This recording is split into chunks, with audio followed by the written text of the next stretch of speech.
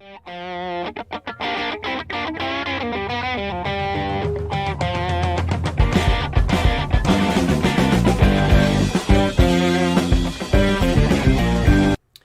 everybody, welcome to TraderMerlin Show. It is your weekend edition. Happy Friday. Cheers to everybody out there. Hope you have a nice frosty cold beverage to enjoy the wonderful trading week. Even we ended on a nice high note from the equity market indexes, even with some pretty bad economic news, which we will talk about today.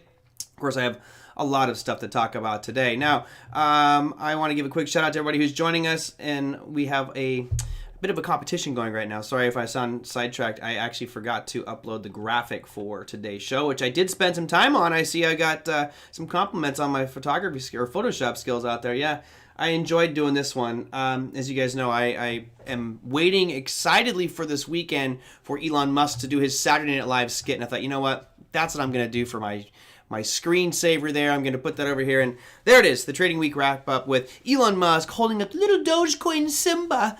Hallelujah, hallelujah. It should be entertaining. We'll look at some of the crypto markets as well. I might go deeper into some of the other currencies we've talked about in the program today because I have a lot of time, and unfortunately, my schedule has changed. Trey Lazara, who's supposed to be our guest, he had to cancel. He'll be on next Thursday, so I did get about 4 specifically targeted futures questions, which I will save for Trey's appearance on Thursday. I would encourage all of you guys to check that one out. Trey not only was the chief technical officer on the trading floor that I traded on, which was amazing. So he knows everything from the back end technically, but he's gone on to start his own trading company. He's just one of the most stand-up guys in the industry. So I'm looking forward to bringing him on to talk about futures and really everything to do with trading. He's always got his hands in something. He's one of these guys that's got I want to say employment ADD. He's always got his tentacles out in some, whether it's solar or fracking businesses or this or that. He's always got something going on, so it's always great to see him.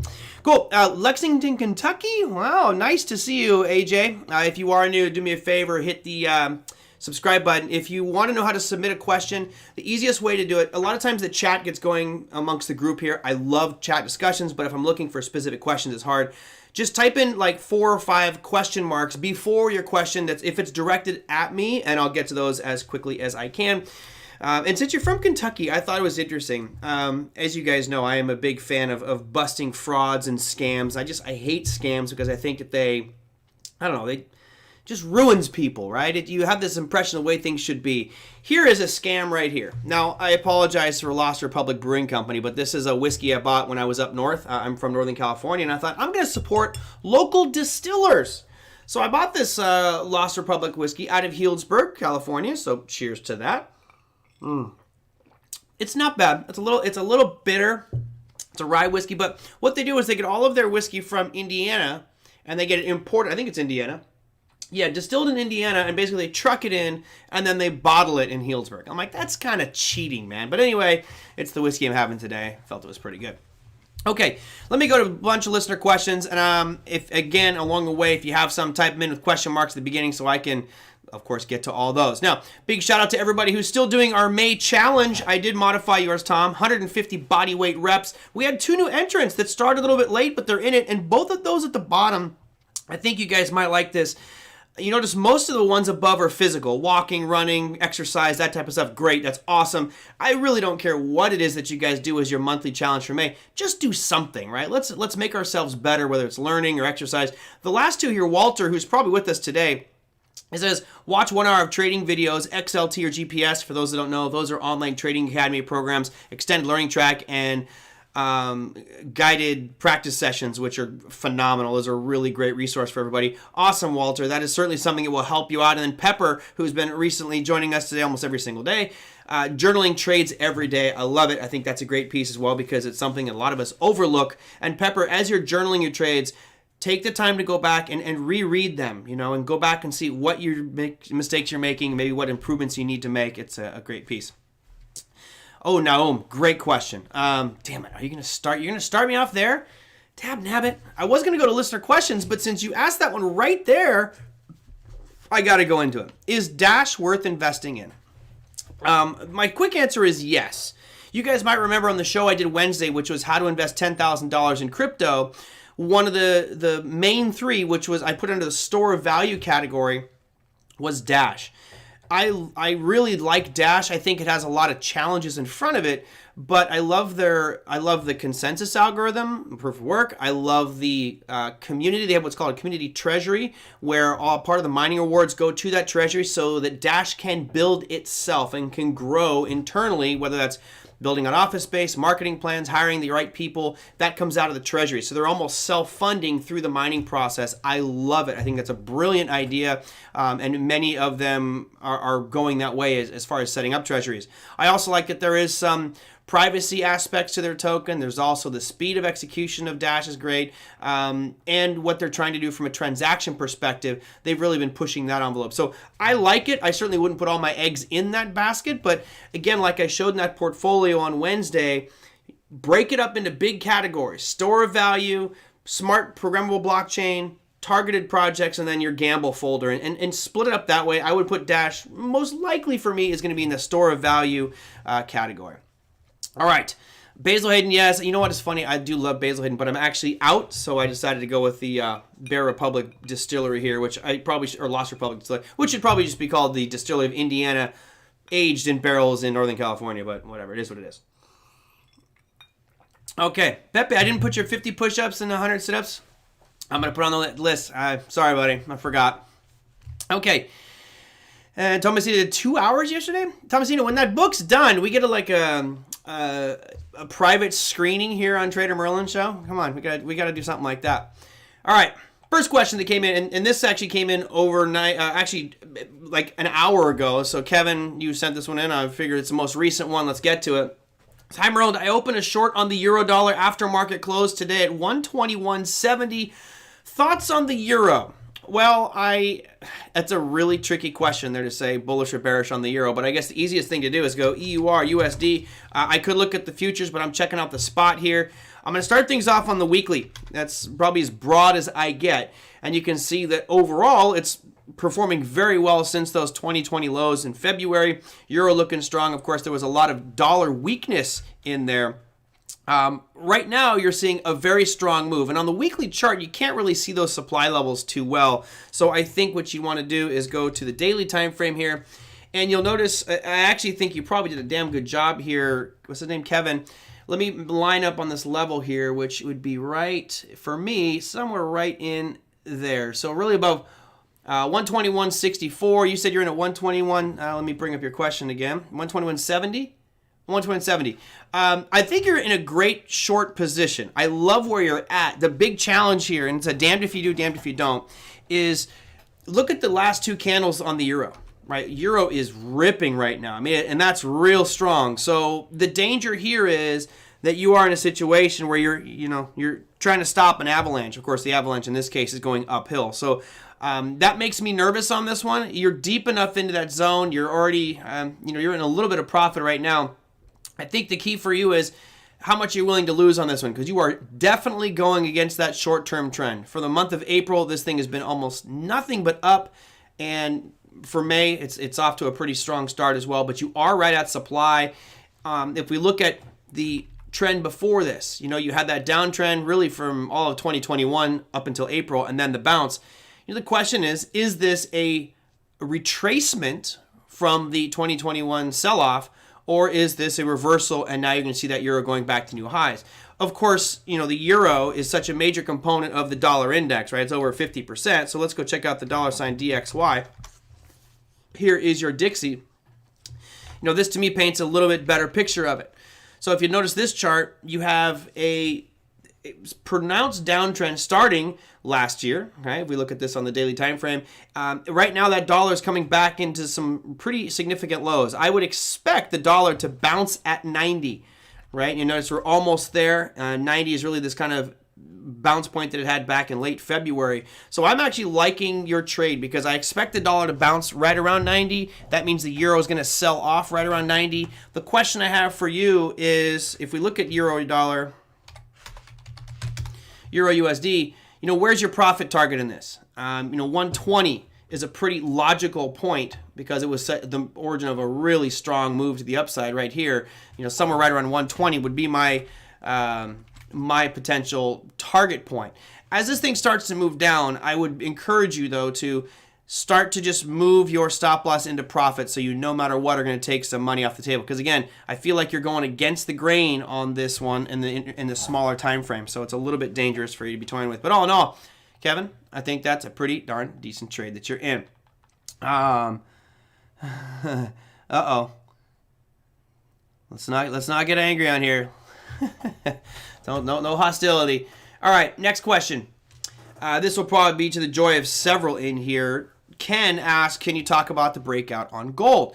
This is something we were looking at the price charts on GLD. Look at the GC futures.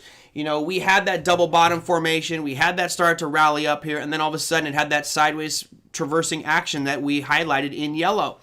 Now, the good news, actually the great news in my opinion, is what's going on with regards to volume. You guys that have been in here for a long time, you remember that I did a whole presentation on volume. And you notice the two volume bars today for the gold futures were significantly higher, to the tune of almost 30% higher than normal.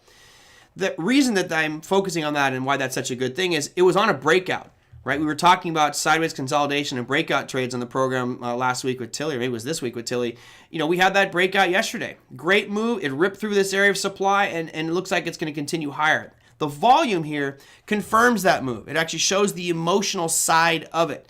And for me, that's a great sign for anybody who's thinking about going long on gold. And if you're not already long on gold, then this might be a good opportunity to add to a position because you have this double bottom reversal. It's now looks like in an uptrend, higher highs, higher lows.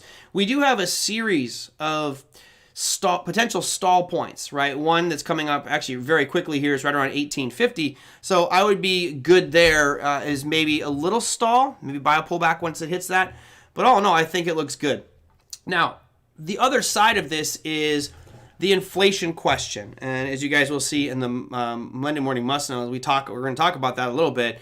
Janet Yellen and Powell all saying, inflation's not an issue, and then Powell saying, well, even if we see transient inflation for a little bit, it shouldn't stick around very long. And I was sitting there going, how the hell can you talk like that? How can you say something like that? There's no inflation out there. It's mind-boggling. And for those that weren't here for that discussion yesterday, let me show you some price charts just so we can drive that concept home and really make it a point that we are, in my opinion, seeing some serious price inflation. All right, let's go down to the commodities. I have them down here near the bottom.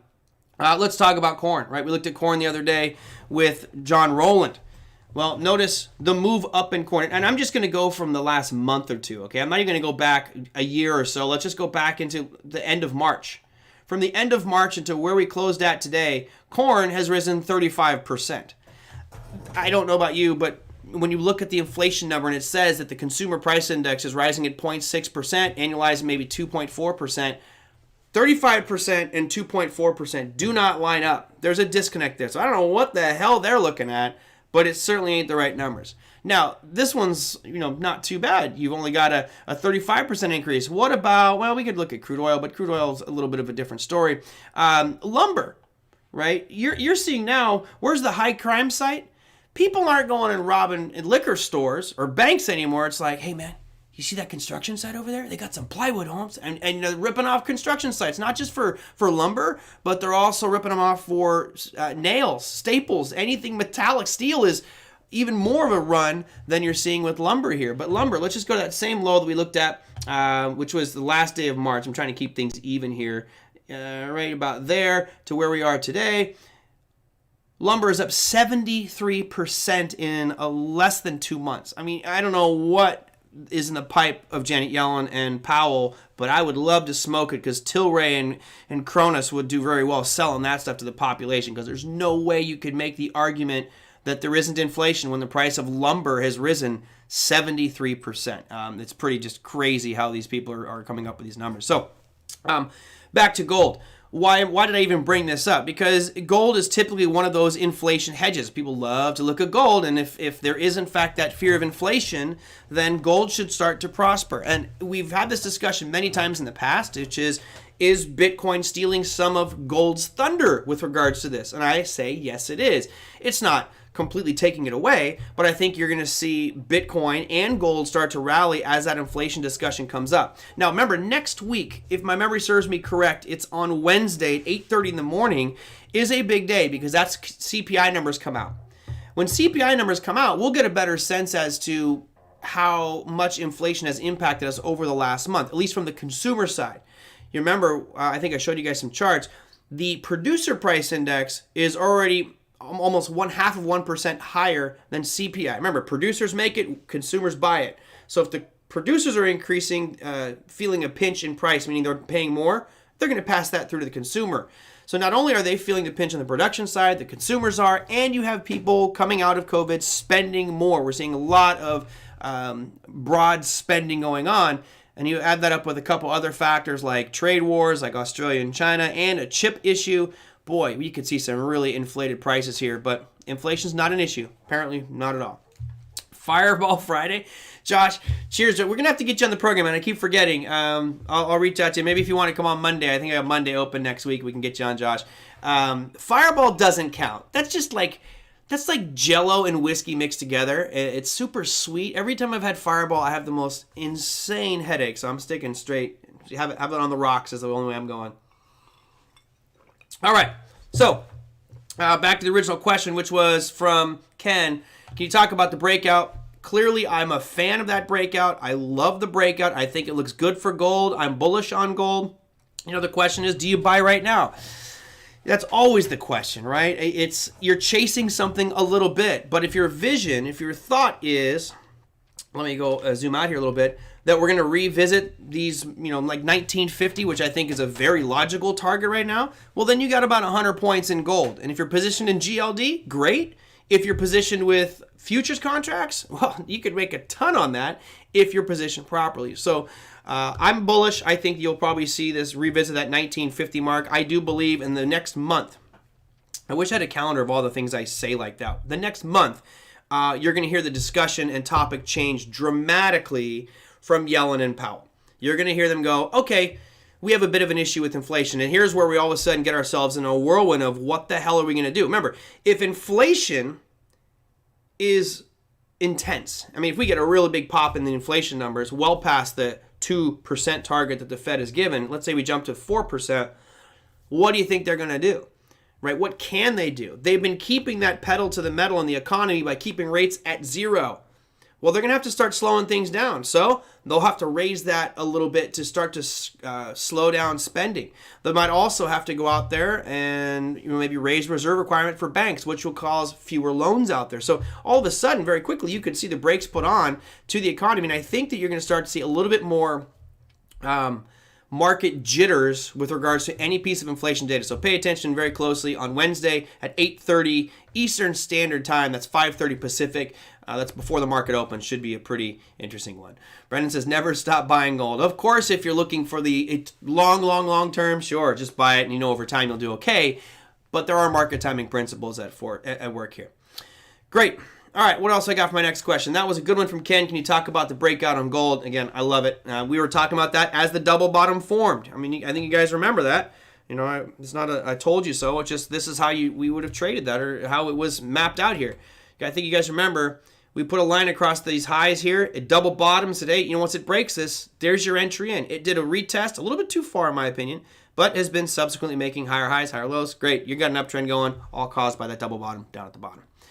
All right, let's go to our next question, which actually ties right into this. I was going to answer them both together, but I thought it might be nice to break them apart. Michael says, if you had to choose, put a gun to my head, gold or silver, personally, I would say I'm buying both of them. Why? It's kind of like, why would I buy Litecoin when I could just buy Bitcoin? Bitcoin's gold, Litecoin's silver. I have both of those in my portfolio. I think it's a risk hedge, moving into multiple asset classes, even though they generally follow in tandem. Over the long haul, I'm more bullish on silver. I believe it has more use cases. I'm definitely more bullish on silver. Of course, Brendan will probably start talking about the short squeeze, et cetera, but I'll just stick with the charts because to me, the charts don't lie. Back to gold. Here's the GC futures, and maybe I can do these side by side. Give me a second to see if I can rework my screens here. Let me get that level 2 out of there. We don't need that anymore. Okay. And I'll put silver and gold side by side so we can kind of see what they look like. We'll disable volume here, and let's copy this bad boy, and I'll put it up there. Okay, so now you have gold and silver on top of each other. Let me change the ticker symbol and go to @SI. So you'll notice here, if we look at relative strength over the same amount of time, and these charts are slightly different. Let me bump this up so they look the same.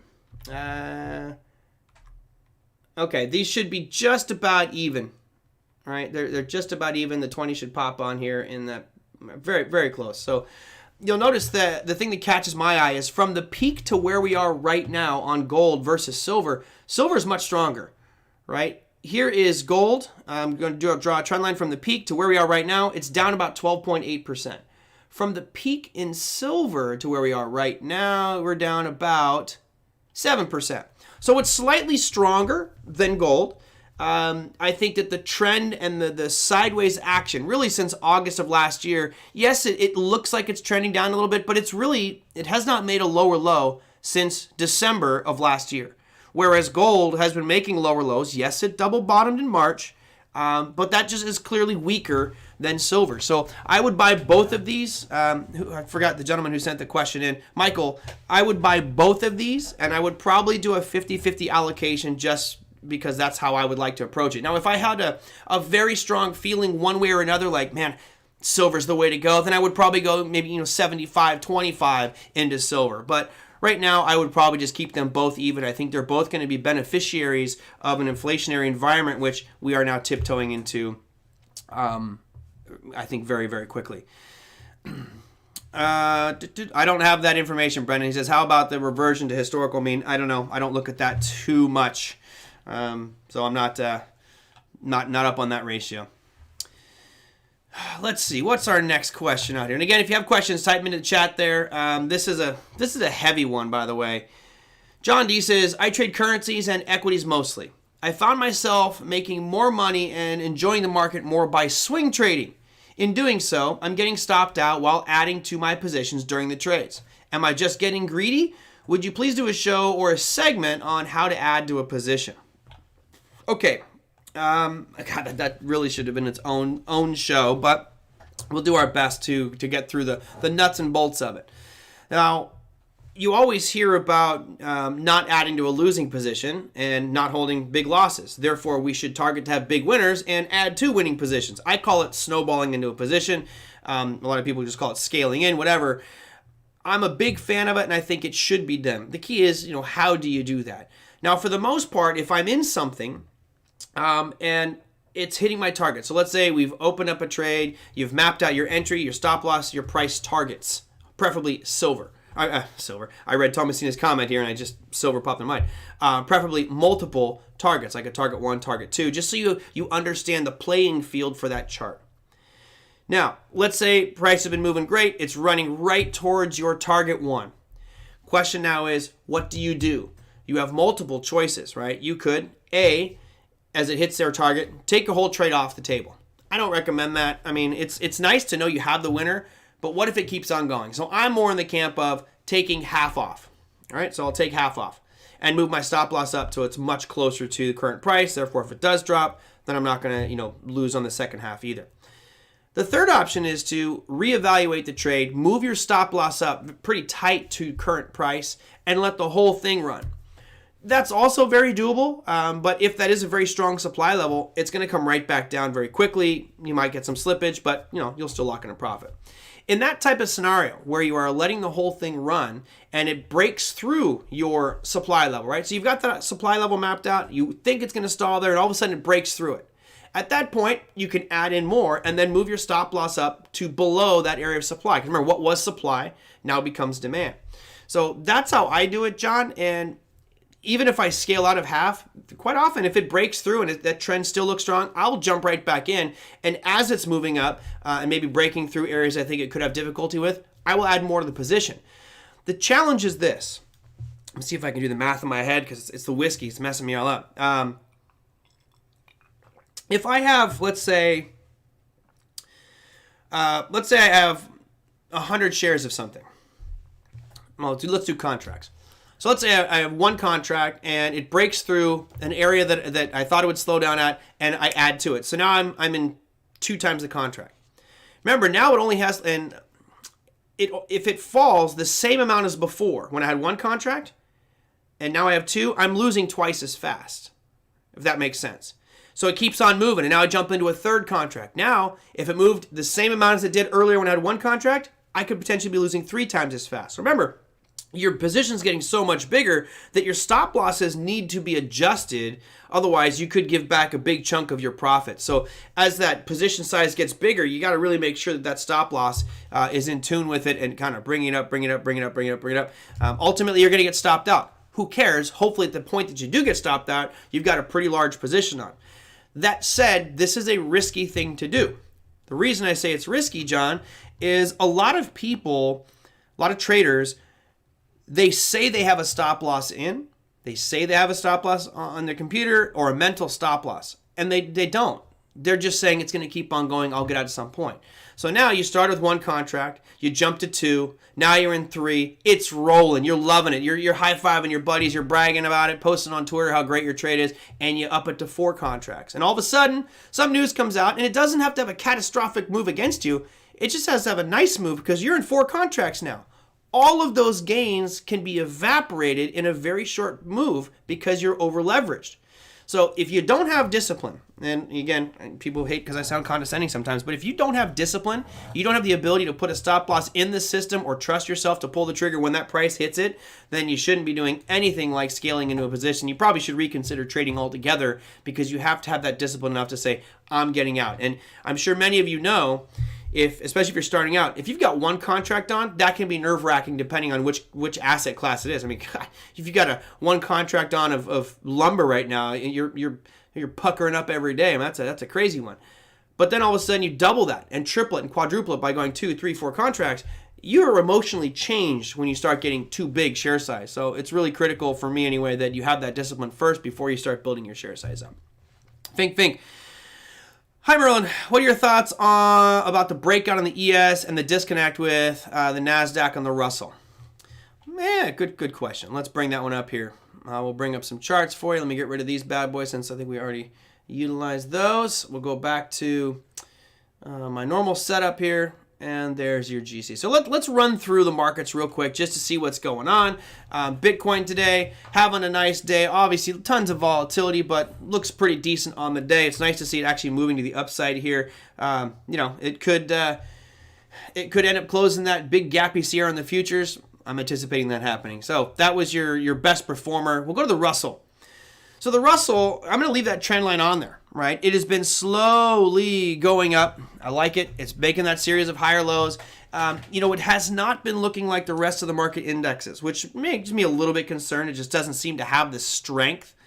That said, it's looking pretty good right now. And, I'm not going to say I'm bullish on this one because the previous 2 months have really been choppy and sideways. Not a fan of that.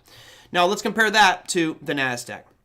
The NASDAQ obviously had that little double top pattern. We broke down below what we'll call the neckline there at 13,700 and sharply fell and then bounced right back up. The question I have for myself, and maybe you guys have it as well, is this most recent pop back up a retest? Because remember, once it broke down below 13,700, that was a demand level, and now it becomes supply. So the question is now, what's happening right at this 13,700 mark that it's sitting in right now?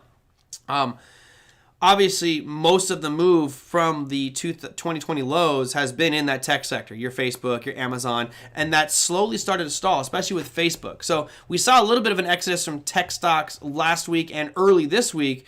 Maybe this is just people gobbling up over the weekend because of thoughts that the Fed may do more stimulus, and I'll explain why Fed may do some more stimulus here in just a second. Moving on up, S&P 500. This is one, we haven't said anything bearish on it yet. I mean, it's been just strong like bull, and I believe that this is just that rotation into the broader markets. I think people are maybe moving away from specifically tech. They're jumping into financials, healthcare, and those ones are doing very well. So it's not a super strong disconnect. I think the tech element is what's causing the NASDAQ to be out of rotation, and I think the reason the Russell is floundering behind all of them is simply because it is small caps. I think people are going towards the big blue chips or major corporations out there, and that's why you're seeing that separation, in my opinion, right? Could be anybody's thought on why that is, why we're seeing that separation. Brandon says you bought tech stocks for the long term yesterday. All right, cool. No, and like I said, nothing wrong with that. Let's go with the YM. I never look at the YM, but I'll check out the Dow futures here. This is your strongest of the bunch. I mean, look at the beauty of that. And the reason that this happens with the Dow is because you only have 30 components. So really, all it takes is a couple of those to fall into favor, and then all of a sudden it could just rip up. And that's what you saw here over the past couple of days. I could probably bring up the Dow components so we could break it apart. This is actually, let me see if I can do that here. It's kind of fun. I can do this in TradeStation pretty easily. Let's go into insert symbol list, and I'm going to go to TradeStation, add in the Dow, just so we can see what the biggest movers were in the Dow. No surprise, it's going to be drug stocks, and where's the Dow Jones Industrial Average? There it is. Okay, add that in, and there you go. So out of that group, Nike, your big one today, at 3.5%. Boeing as well. Okay, Boeing is, I believe, is the most heavily weighted component in there. But you had, out of those 30, you had 22 of them were positive, and the only downer, the real downer, was IBM today, and even it really wasn't that bad at 1.7. But most of these just looking really strong. So it doesn't take much to influence the Dow, especially. You notice a lot of these looks to about 10% or 30% of them were up over 1% on the day. There you go. Boeing, AMD, the battle always goes on. Okay, let's go. I think I might have had a couple more questions here. Oh, yeah, this is a good one. I never usually get too many podcasters sending in questions, although I see a lot of names I don't normally recognize. Gene says, hi, Merlin, listen to your podcast every day. Thanks for all you do. My pleasure, Gene, and thank you for listening to the podcast. I know it's difficult to listen to the show sometimes when you don't have all the charts. Of course, it's difficult to listen to the show, period, for some people, but hey, we all suffer through it. Can you elaborate on your comment about the double top in Crude? Yeah, we talked about Crude and having this double top formation. Let me bring up CL here.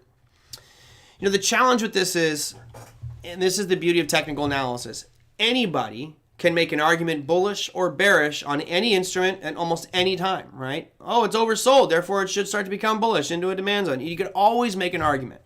In this case, you have that same conundrum here. Is I could make you a bullish argument and a bearish argument. Right now, I'm going to say a bearish argument on crude oil, followed by what will probably be a bullish one. Let's start with the bearish first.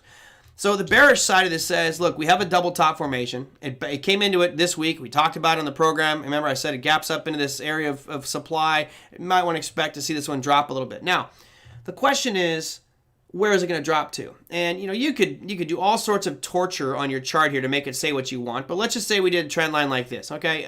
Yes, it's not drawn correctly. Matter of fact, I don't think you could argue that it could be drawn correctly because there's so many different ways we could draw this one. But if this is the line that I'm looking for, what I really see here, in my mind, is an ascending triangle, which is one of my personal favorite patterns. You can see it's making higher lows, and the top is staying roughly the same. Great, I love it. Let's keep that trend going. So from the bearish side of things, where do I think it's going to go? Down to this trend line, right? You could get it to drop to the trend line, maybe down to the $61 mark. Anything below that, then all of a sudden I'm starting to lose a little bit of my bullishness.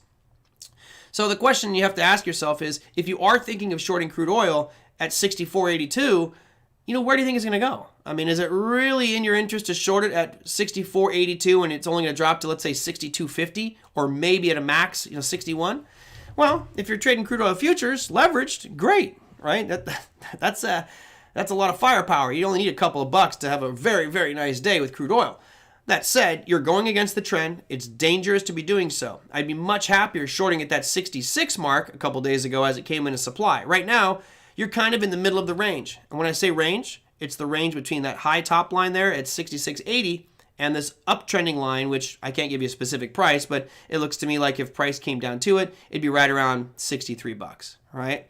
So that to me is the analysis on here. What I think will happen is it'll come down to this trend line. We'll hopefully see it bounce off this. If it does, then get ready for it to challenge that 66.80, break through those highs, and then we'll have to jump back to the weekly and say, where's the next target?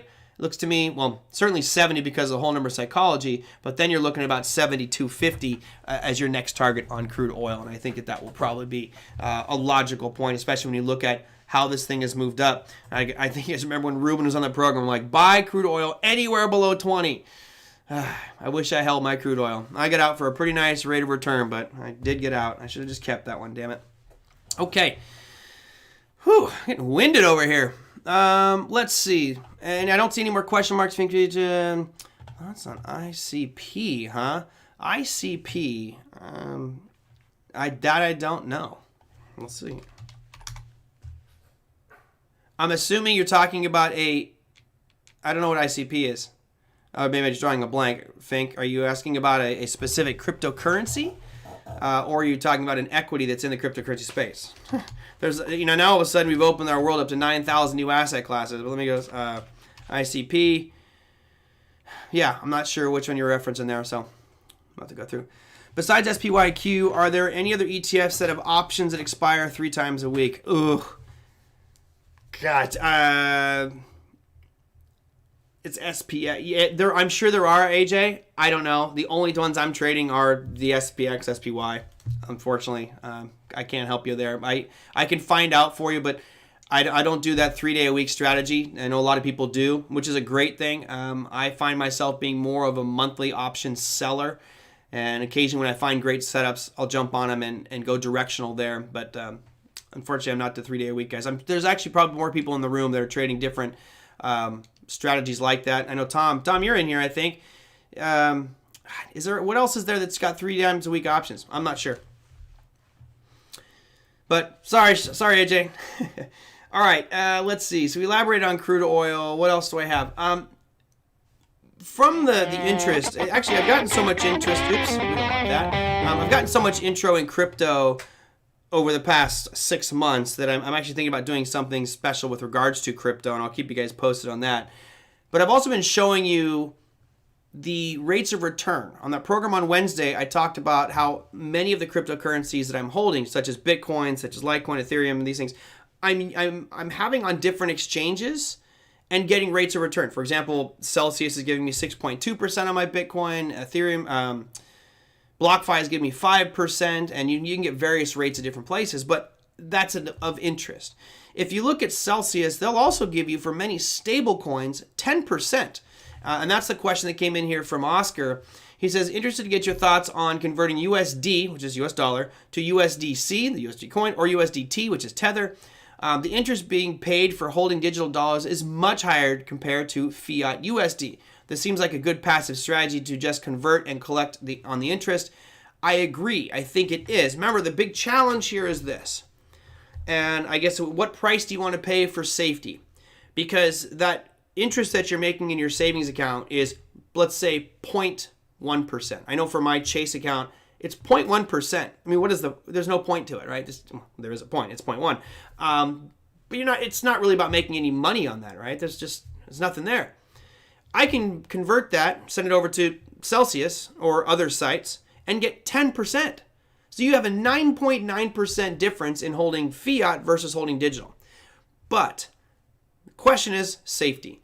If I'm holding it at Chase, that money is FDIC insured up to, I think, $250,000. So that money is protected. If someone robs that bank, if a bank goes under, I got my money. No worries. If Celsius goes under or something happens, they get hacked and people steal that digital asset, I don't have protection. And this is something we saw the SEC talk about politically over, it was this week. They were in front of Congress or Capitol Hill, something, talking about, and one of the big issues here is these deposits are not protected. So a lot of people are holding, Bitcoin or USDC, USDT, and it's not protected. For me, I believe enough in the safety of the system to put some of my cash there. I'm not putting all my cash into stable coins, but I think it would be prudent of anybody. If, let's say you've got, 100 grand sitting in your bank, well, take a little bit of that and put it into a stable coin. And then whether it's USDC or USDT, find a rate where they're going to pay you a nice rate and just park it. Let it sit there. I am actually a big fan of that. I don't see a problem. I would definitely go with the established ones. There's a lot of alternative coins out there. I would say with USDC myself, Tether would be a distant second, but USDC would probably be my number one there. So, all right. Dana, have a fantastic weekend. Cheers. ICP does stand for Insane Clown Posse, but that's a totally different show. Thank you, Tom. I thought there were other major indexes that had 3-day week. Russell being one of them. It's funny, you know what? I should have known that because Larry's big on the Russell. Larry Jacobson, I think he does 3-day week trades on the Russell as well. So there you go. That's my last question from Oscar. I think I'm running out of time as well. Amazing. It's great. Let's see. Maybe DeFi insurance is a good investment. And here's interesting, right? Because you have this evolution, this rise out of necessity. You can, on certain programs, get insurance for your position. So, for example, on Celsius, they're just about to roll out insurance for your crypto assets. For me, it might be worth it. You know, what am I going to pay? How much is it going to cost me? If I'm making 10% and I have to pay a 1% fee for the protection, am I okay insuring my assets and getting 9% with no risk? Hell yes, I am. Way better than going to Chase and getting 0.1%. So I'll let you know more on that industry as it becomes, you know, more predominant. But yeah, you're seeing insurance companies start up insuring assets at some of these exchanges digitally. I think that's a pretty awesome way to go. All right. DeFi is the way to go, Brendan. I'm 100% on board. I think that is the future. It's funny, I was having a conversation with some people the other day, and I'm like, yeah, you don't understand. In 10 years, you won't be buying, well, not that you won't be buying, but you won't exclusively be buying your stocks from the NASDAQ or the NYSE. You'll be buying tokenized assets from a variety of decentralized exchanges, trading futures products, options products, basically anything that can be digitized, which is why I was showing you guys the Hashgraph security, or Hashgraph protocol that I was putting in the portfolio on Wednesday's show. You know, these are different technologies that are tokenizing assets, and pretty soon anything can be digitized and sold. It doesn't need to have this NYSE CME type of thing, and a lot of them are shutting down, so it's pretty interesting to me. All right. Good. Merlin, what's your plan for the weekend there in Southern California? Well, you know what? It's going to be an ugly weekend. I was really looking forward to taking my pup to Dog Beach. I still may do that. It's going to be 66 degrees, so not that nice, but usually I'll go to Dog Beach on probably Sunday. Just relaxing, taking it easy. Do a little game night on tomorrow night. But other than that, trying to enjoy. I have a bunch of ideas business-wise that I'm actually mapping out, and maybe I'll if things go all the way I think that they're going to go, we'll talk about those in the near future. Okay, let me go and look at tomorrow or Monday. We could actually talk about today. I think I may have actually cut that one out. Let me go and show you today. Oops. Here's the interesting stuff for today, and it's very interesting.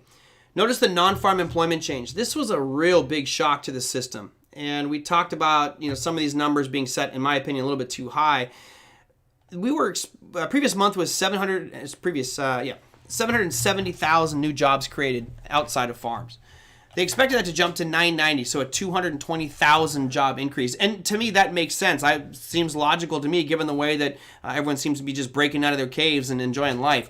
But all of a sudden, we come out with 266. And you're asking probably, how the hell do the markets rally that much when we were expecting 990? Not only did we not beat by 220, we missed by, you know, almost 500 points or 500,000. I mean, that's a huge miss, big miss.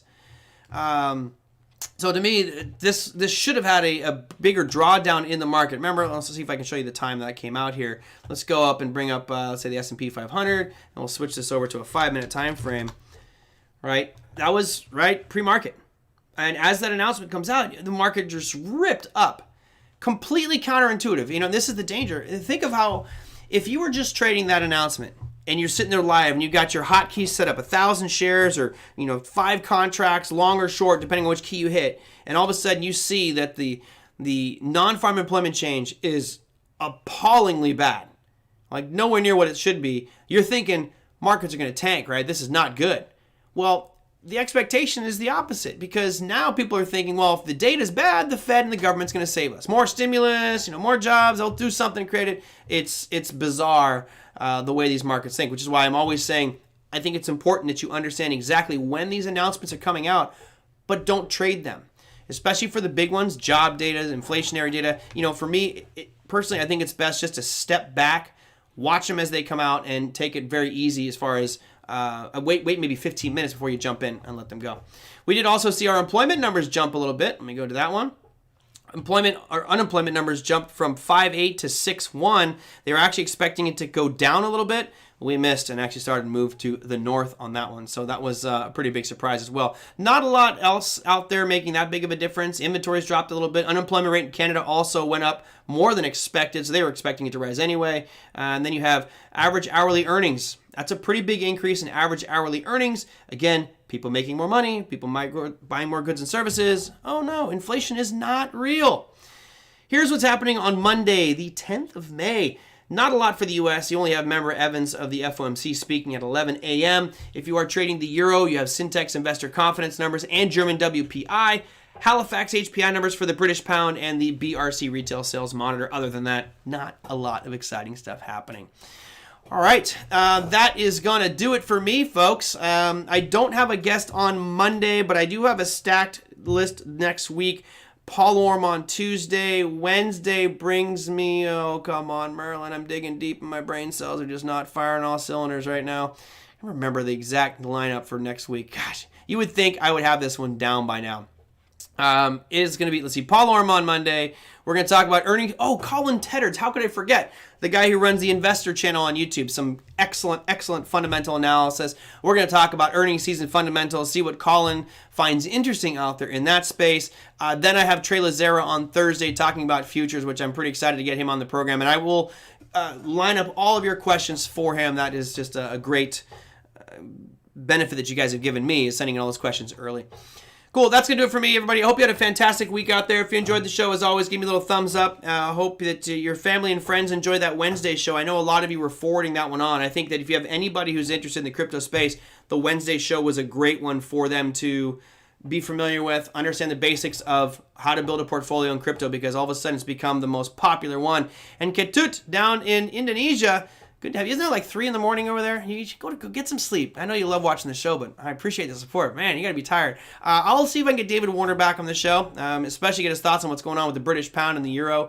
He was super bullish on that pound. That may be changing here soon. All right, everybody. Emails on the screen. Again, if you have questions, comments, topics for the show for next week, even guests, even though I know that Brandon wants me to bring on specific guests and I keep forgetting to go reach out to him, I will get him on the program. It's Menorino. I'll get him on the show at some point here soon. That said, cheers, everybody. Thank you for the support. Hope you have a fantastic weekend, and I'm hoping all of you enjoy watching. Oh, let's see if I can bring this up here. I had it ready. Should have just had that easy transition there. I hope all of you enjoy Saturday Night Live this weekend with Mr. Elon Musk as the Doge Father. I have a feeling it is going to be a hilarious episode, making fun of himself as well. I heard one of the skits. I was hoping that this is what happens, but they're going to do one. Can you imagine how funny this would be? Remember he was on Joe Rogan, and he was smoking a blunt, smoking weed on Joe Rogan. Awesome. Good for you, Elon. Why? Because you can. Who's going to tell you no? So I heard that one of the skits was going to be Joe Rogan is just feeding him all kinds of other drugs, like giving him mushrooms and acid and all these crazy things, which would be rather funny as well. Anyway, I'm just weird. Have a fantastic weekend, everybody. I will see you all on Monday. Take care.